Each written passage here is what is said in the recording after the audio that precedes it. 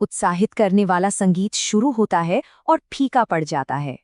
जरा सोचिए, आपके 102 नागरिक घर से 4000 किलोमीटर दूर दुश्मन के इलाके में बंधक बना लिए गए हैं। उन्हें वापस कैसे लाया जाए?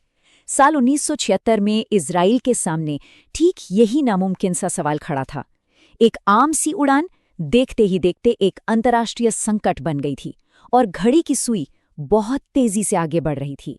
तो चलिए देखते हैं कि इस अविश्वसनीय रेस्क्यू मिशन को कैसे अंजाम दिया गया। कहानी की शुरुआत होती है 27 जून 1976 को। दिन बिल्कुल सामान्य था। एयर फ्रांस की फ्लाइट 139 ने तेल अवीव से पेरिस के लिए उड़ान भरी। प्लेन में बैठे यात्रियों को क्या पता था कि उनकी ये यात्रा जल्द ही एक ऐसे भयानक मोड़ पर पहुंच जाएगी जो उन्हें इतिहास के सबसे दिलेर रेस्क्यू मिशन का हिस्सा बना देगी।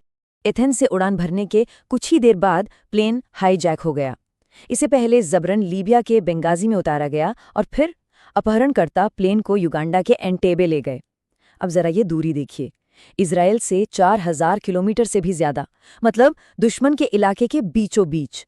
इसी एक चीज ने किसी भी तरीके के बचाव अभियान को लगभग नामुमकिन बना दिया था। और ये अपहरणकर्ता कोई आम क्रिमिनल नहीं थे। ये दो अलग अलग चरमपंथी गुटों का एक खतरनाक गठजोड़ था, फिलिस्तीनी PFP-EO और जर्मन रेवोल्यूशनरी सेल्स। युगांडा पहुंचकर 3 और लोग उनके साथ हो लिए। इनका मकसद बिल्कुल साफ था, बंधकों को अपनी मांगों के लिए एक मोहरे की तरह इस्तेमाल करना। तो अब प्लेन और सारे बंधक युगांडा में थे, एक ऐसा देश जिस पर उस वक्त के बदनाम तानाशाह ईदी अमीन का राज था। यहाँ से संकट एक नए और कहीं ज्यादा खतरनाक दौर में दाखिल हो गया।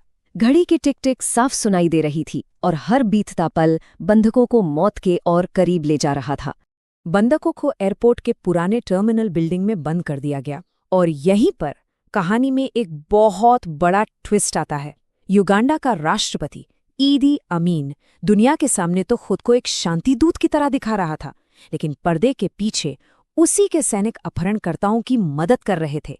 ये एक खतरनाक डबल गेम था जिसने हालात को और भी ज्यादा उलझा दिया था। अपहरणकर्ताओं की मांगें बिल्कुल सीधी थीं। वो दुनिया भर की जेलों में बंद 53 आतंकवादियों की रिहाई चाहते थे, साथ ही $50 लाख की फिरौती। और फिर उन्होंने अपना सबसे बड़ा पत्ता फेंका, एक डेडलाइन, 1 जुलाई। अगर मांगें पूरी नहीं हुई तो वे एक एक कर सभी बंधकों को मारना शुरू कर देंगे। अब इजराइल के सामने एक ऐसा विकल्प था जिससे चुनना लगभग नामुमकिन था। क्या वो आतंकवादियों के सामने झुक जाए और भविष्य में ऐसे और हमलों का दरवाजा खोल दे, या फिर एक नामुमकिन से रेस्क्यू मिशन की कोशिश करे और सैकड़ों लोगों की जान दांव पर लगा दे? ये वो फैसला था जो सिर्फ उन बंधकों की नहीं बल्कि पूरे देश की तकदीर लिखने वाला था। सरकार के अंदर ही एक तूफान खड़ा हो गया।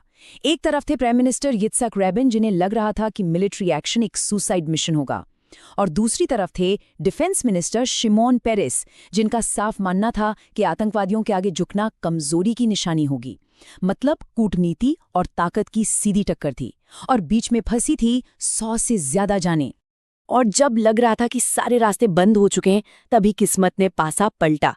पहला, अपहरणकर्ताओं ने गैर इजरायली बंधकों को छोड़ दिया, जिससे मोसाद को अंदर की बहुत ही अहम जानकारी मिली। और दूसरा, एक ऐसा इत्तेफाक हुआ जो किसी फिल्म की कहानी जैसा लगता है। पता चला कि उस टर्मिनल को एक इजरायली कंपनी ने ही बनाया था, और हाँ, उनके पास उसके ओरिजिनल ब्लूप्रिंट्स अब भी थे।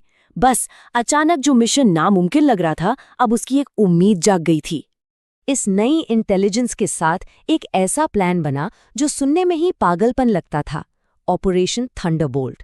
ये किसी हॉलीवुड मूवी की स्क्रिप्ट से कम नहीं था।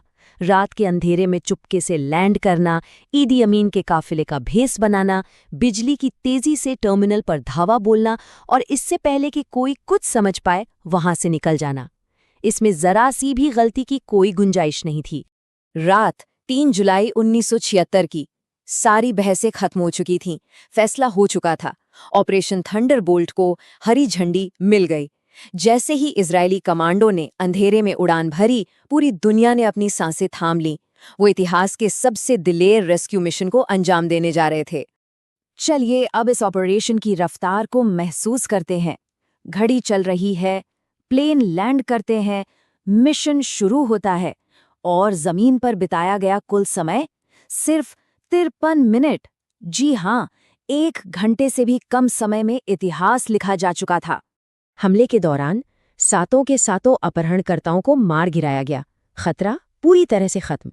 लेकिन इस जीत की एक दुखद कीमत भी चुकानी पड़ी। हमले को लीड कर रहे unit commander Yonatan Netanyahu action में मारे गए। वो इस मिशन में शहीद होने वाले इकलौते इजरायली सैनिक थे। और अंत में वो नंबर जो सबसे ज्यादा मायने रखता है, 102। 102 बंधकों को बचाकर सुरक्षित घर ले आया गया। हर मुश्किल के बावजूद, हर अनुमान के खिलाफ जाकर मिशन एक जबरदस्त कामयाबी था। ऑपरेशन खत्म हो चुका था, लेकिन इसकी कहानी और इसका असर आज भी पूरी दुनिया में महसूस किया जाता है। तो देखते हैं कि इसके बाद क्या हुआ।